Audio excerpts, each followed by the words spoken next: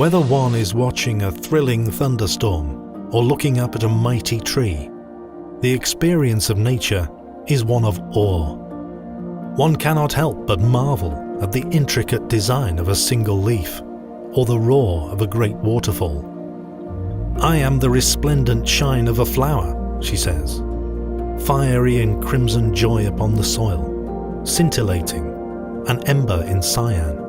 I never fade in your world. I am the tiny wings of a rose, luminous at dusk and blazing at dawn, gleaming in happiness like a polar star.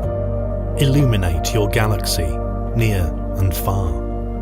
I am nature, coming forth. Bask in the wondrous world of the natural, existing and coexisting as one."